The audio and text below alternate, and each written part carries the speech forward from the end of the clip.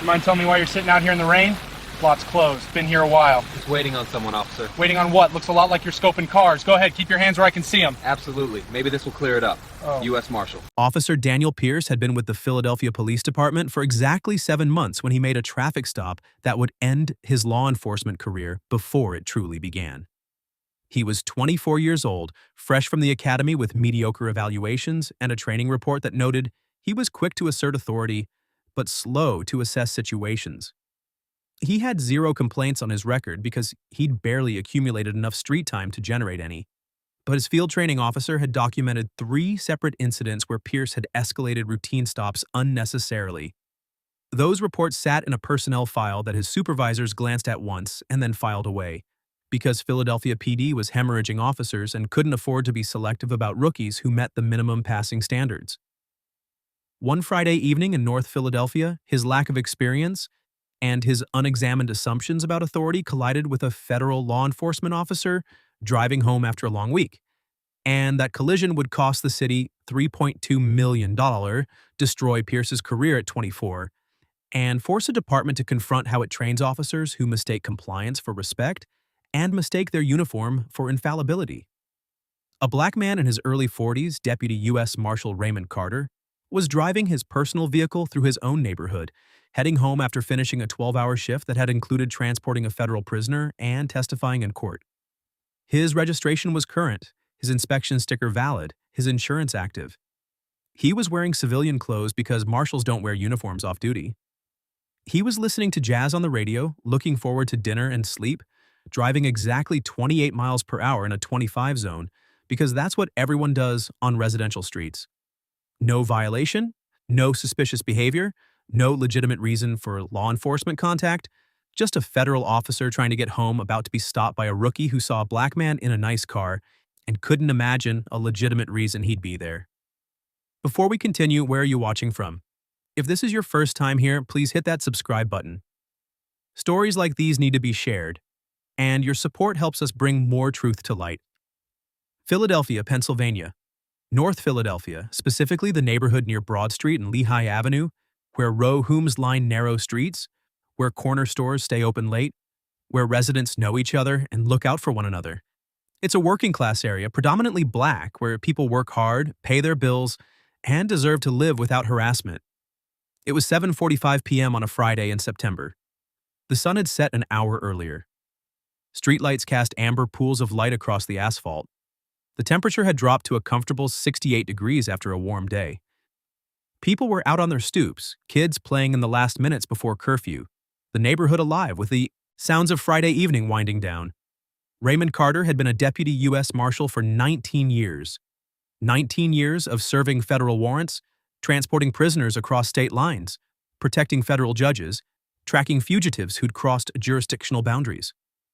He'd worked on task forces with FBI, DEA, ATF. He'd testified in hundreds of federal proceedings. He'd personally apprehended armed suspects, coordinated manhunts, and executed high-risk warrants that required tactical precision. His supervisors described him as steady and thorough. His colleagues called him the marshal you wanted, backing you up when things got dangerous. At 43 years old, Raymond Carter was exactly what a career federal law enforcement officer should be: experienced, professional, and respected throughout the Eastern District of Pennsylvania. That Friday, Carter had started his shift at 6:30 a.m. He transported a federal prisoner from FCI Fort Dix to the federal courthouse in Philadelphia for a sentencing hearing. He'd waited 4 hours while the hearing proceeded, maintaining custody of a defendant who'd been convicted of interstate drug trafficking. After the sentencing, he'd transported the prisoner back to Fort Dix, completed his paperwork, and finally headed home at 7:15 p.m. He was exhausted. 12 hours of work, professional clothes that he'd been wearing since dawn, a weapon on his hip that he couldn't wait to lock in his home safe. His federal credentials in the center console of his 2019 Honda Accord, a car he'd bought used 3 years ago and maintained meticulously.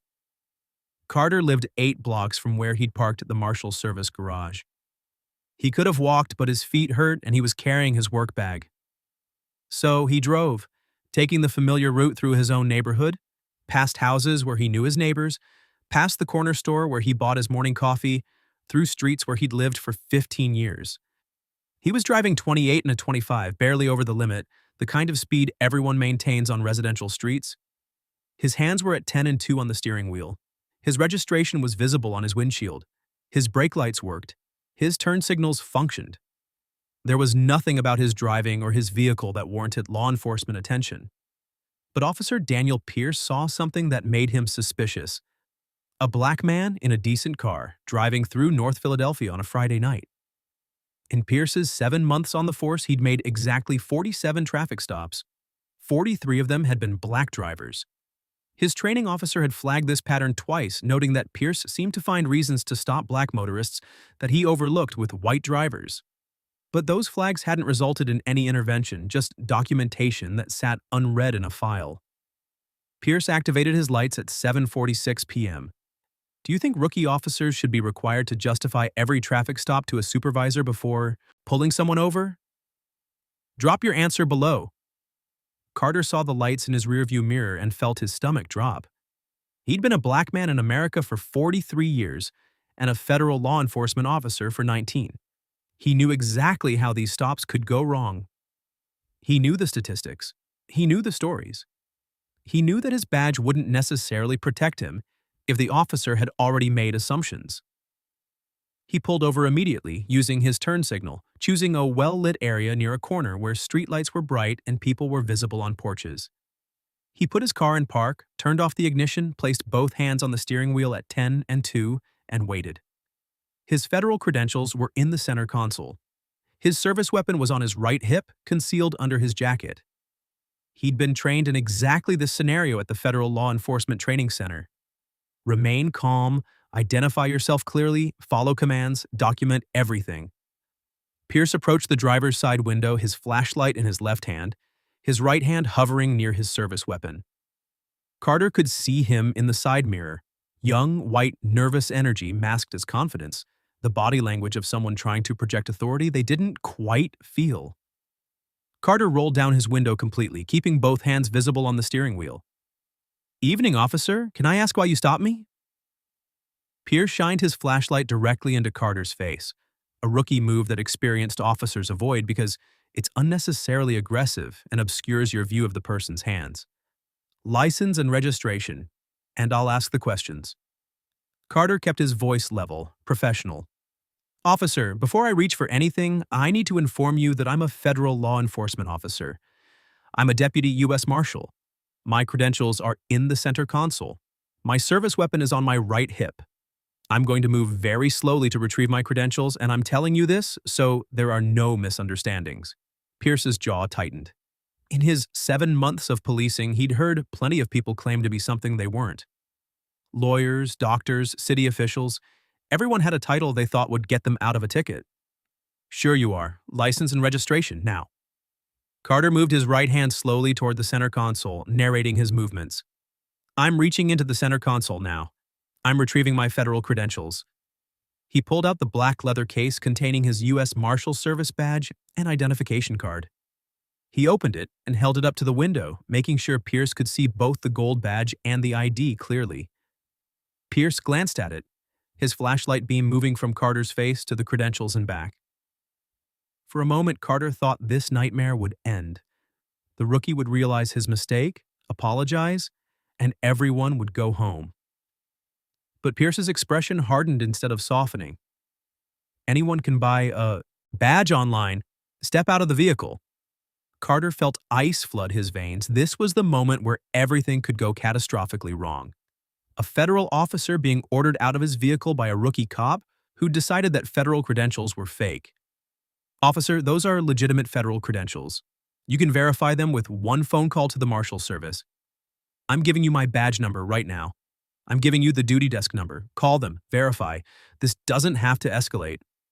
Pierce's hand moved to his service weapon, unsnapping the retention holster. "I said step out of the vehicle. Don't make me repeat myself."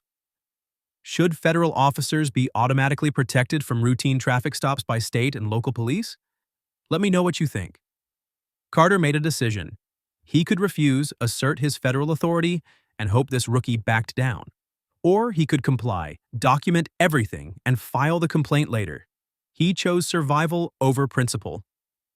"I'm complying under protest," Carter said loudly, making sure his voice would carry to the nearby porches where people were watching.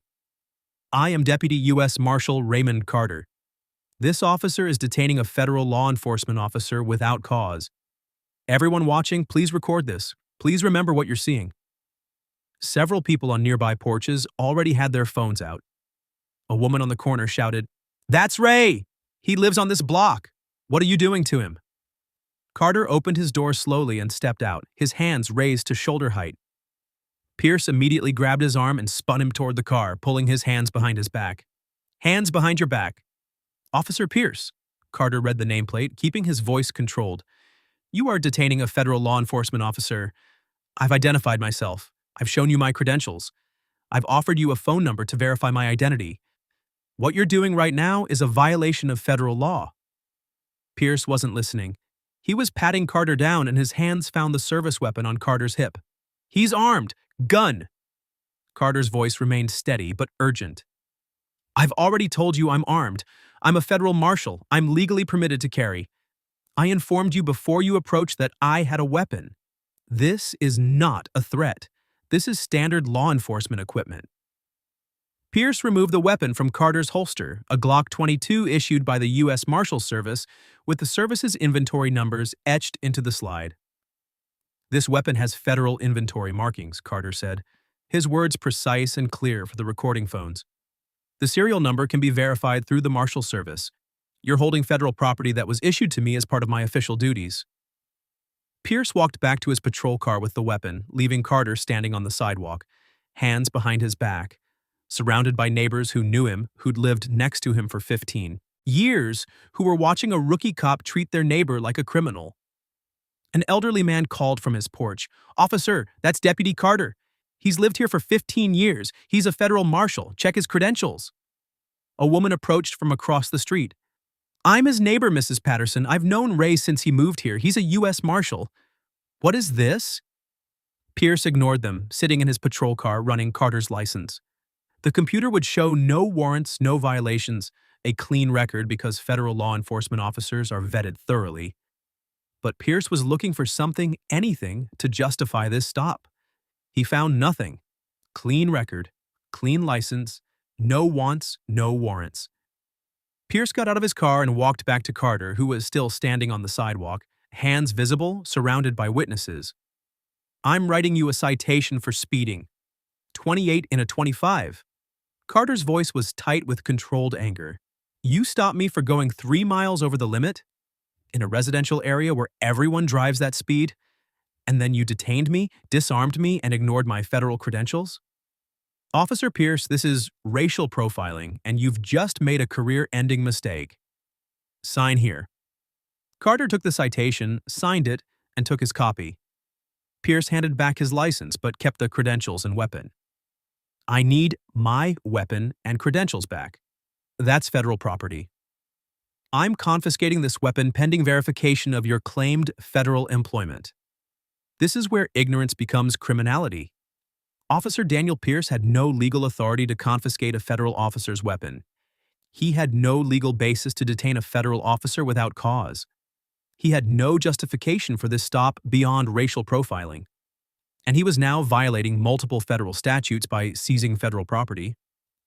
Carter pulled out his personal cell phone and dialed a number from memory. The phone rang twice. "Chief Deputy Marshal Thomas Rodriguez, Eastern District of Pennsylvania. This is Marshal Carter. I've been stopped by Philadelphia PD at Broad and Lehigh. The officer has confiscated my service weapon and my credentials. I need you to contact Philadelphia Police Command immediately and resolve this before it gets worse." Pierce's eyes widened. Carter held the phone toward him. "Officer, my supervisor wants to speak with you." Pierce reluctantly took the phone. The voice on the other end was calm but carried unmistakable authority. "This is Chief Deputy U.S. Marshal Rodriguez. You're currently detaining one of my deputy marshals. You've confiscated his federal credentials and his service weapon. You have 30 seconds to return his property and release him, or I'm calling your police commissioner directly and this becomes a federal incident. Do you understand?" Pierce's face went pale. He handed the phone back to Carter without saying a word, walked to his patrol car, retrieved the credentials and weapon and brought them back. "You're free to go." Carter holstered his weapon, put his credentials in his jacket pocket, and looked Pierce directly in the eyes. "Officer Pierce, I've been doing this job for 19 years. I know exactly what just happened here. You saw a black man in a decent car and decided I must have stolen it or was up to something illegal. You ignored my credentials because you couldn't believe they were real. You confiscated my weapon because you saw me as a threat rather than a colleague. And you did all of this in front of witnesses with phones recording. This stop was pretextual, this detention was illegal, and this seizure of federal property was a violation of federal law. I'll be filing a complaint, and I'll be pursuing every available legal remedy. You just ended your own career. Why do some rookie officers view federal credentials with suspicion instead of respect? Comment your thoughts." Pierce said nothing.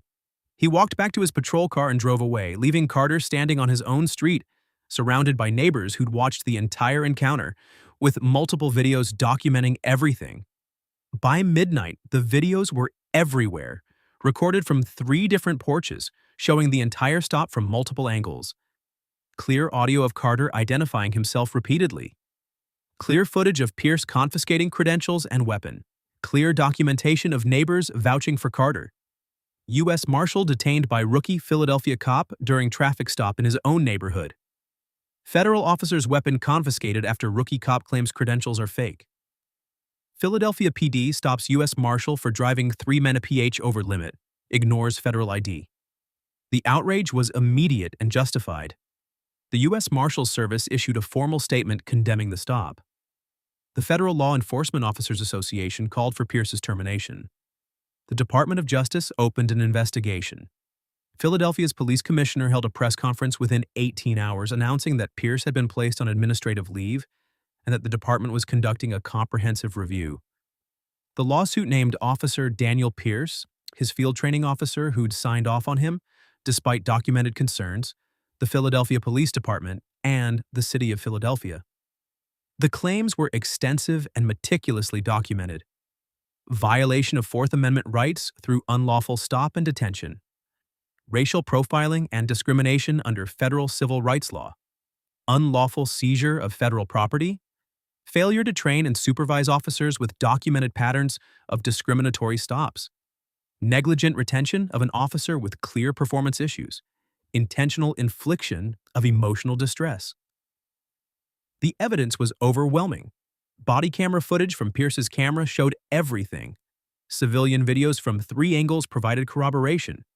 Computer records showed Pierce's pattern of stopping black drivers at disproportionate rates. His training officers' written concerns documented that supervisors knew about his tendencies and did nothing. The city settled 14 months later for $3.2 million, one of the largest settlements in Philadelphia history for a traffic stop case.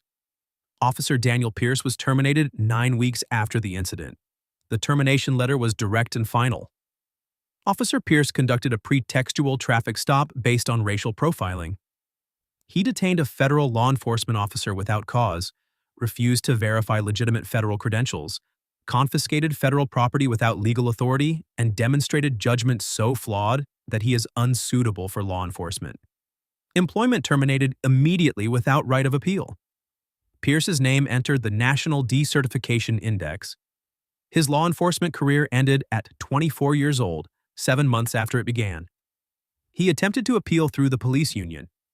The union reviewed the body camera footage showing Pierce calling a U.S. Marshal's credentials fake and declining to represent him. Pierce released a statement through an attorney. "I made serious errors in judgment during a traffic stop.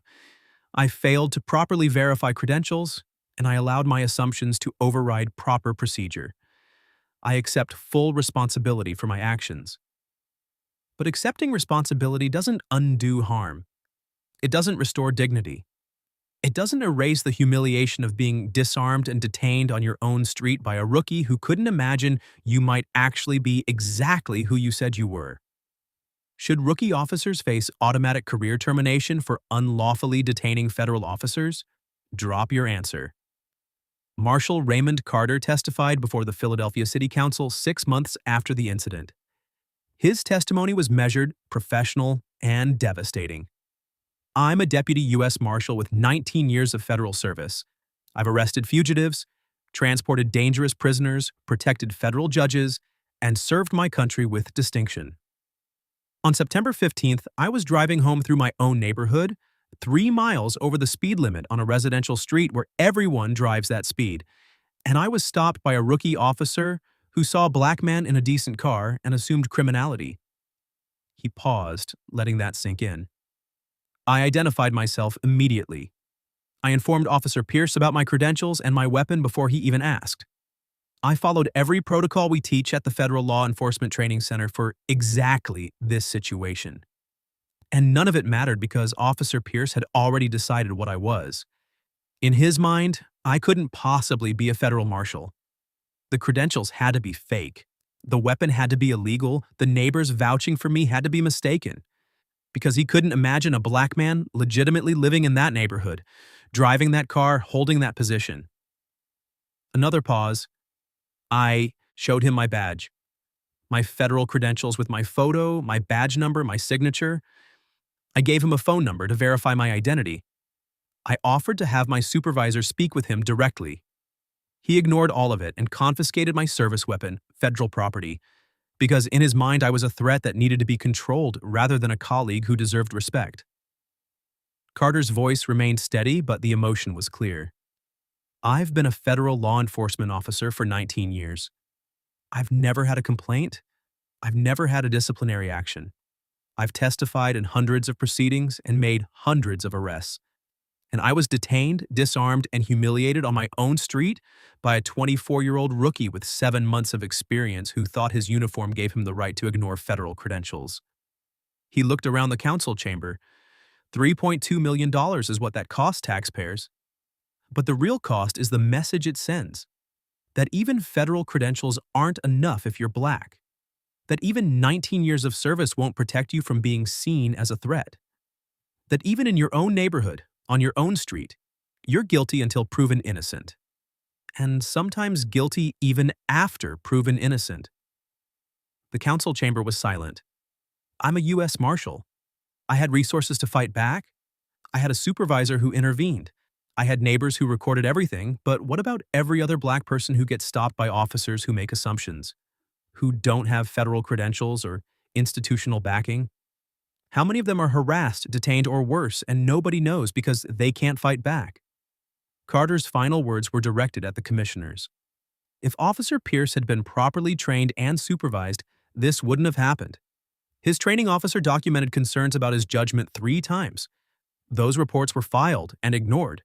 The department knew he was stopping black drivers at disproportionate rates. They had the data. They did nothing until he stopped someone with the power to hold him accountable. That's not one bad officer. That's a system that enables bad officers until they create liability the city can't ignore.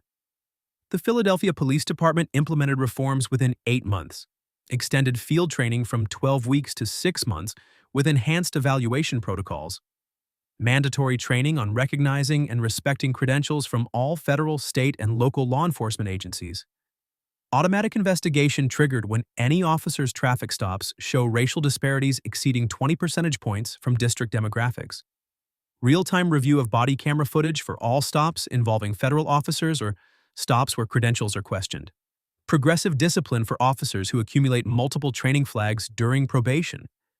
But reforms announced after the damage is done are reforms that came too late for Raymond Carter, who still lives in North Philadelphia, who still drives through his own neighborhood, who now tenses every time he sees police lights in his rearview mirror. This wasn't about 3 miles over the speed limit. This was about a rookie who saw a black man and invented a reason to stop him, who saw federal credentials and called them fake, who saw a federal law enforcement officer and treated him like a criminal, who couldn't imagine that a black man in a Honda Accord might actually be exactly who he said he was. Daniel Pierce's career is over. That's justice. The city paid $3.2 million. That's accountability.